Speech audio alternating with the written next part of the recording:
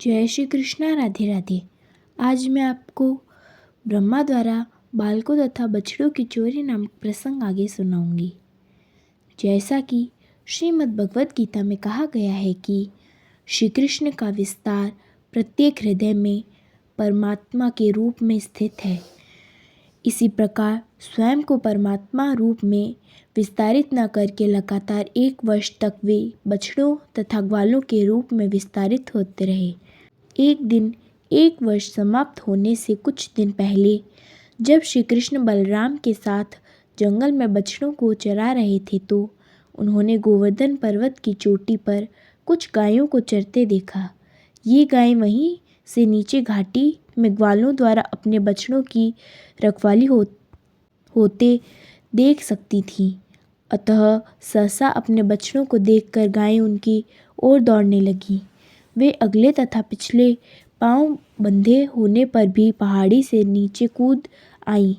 ये गायें अपने बछड़ों के प्रेम से इतनी द्रवित हो गईं कि उन्होंने गोवर्धन पर्वत की चोटी से नीचे चारागाह तक के उबड़ खाबड़ मार्ग की तनिक भी परवाह नहीं की। उनके थन दूध से पूरित थे और वे अपनी पूंछ ऊपर उठाए अपने अपने बछड़ों के पास पहुंच गईं। जब वे पहाड़ से नीचे आ गई थीं तो उनके थनों से अपने बछड़ों के प्रेमवश दूध की धारा चू रही थी।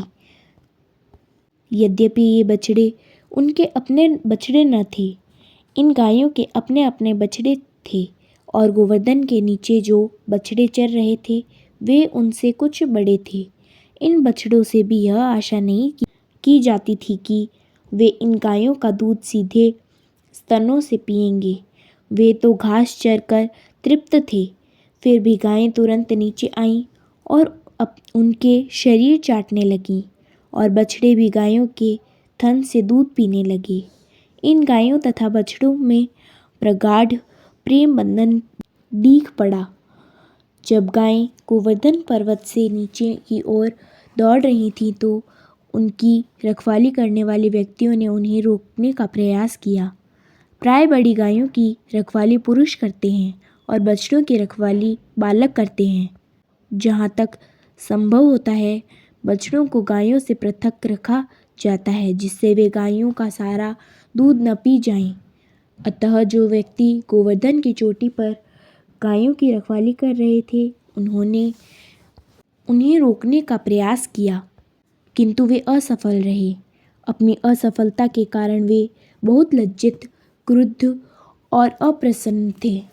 किंतु जब वे पर्वत से उतरकर नीचे आए और देखा कि उनके बालक गायों के बछड़ों के ठीक से देख रेख कर रहे हैं तो वे उनके प्रति अत्यंत प्रेम विह्वल हो उठे।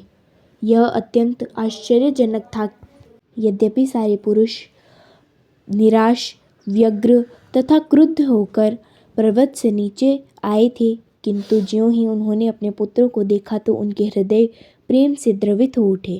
उनका क्रोध, असंतोष तथा अप्रसन्नता सभी तुरंत छूमंतर हो गए।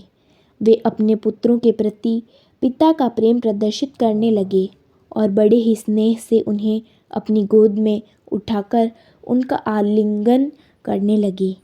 फिर उन्होंने उनके सिर सूंघे और उनके साथ परम प्रसन्नता का अनुभव किया।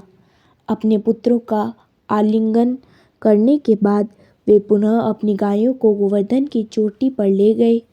रास्ते में वे अपने पुत्रों के विषय में सोचते रहे और उनके नेत्रों से प्रेम के आंसुओं की वर्षा होती रही। आगे का प्रसंग मैं आपको अगले भाग में सुनाऊंगी। जय श्री कृष्णा। राधे राधे।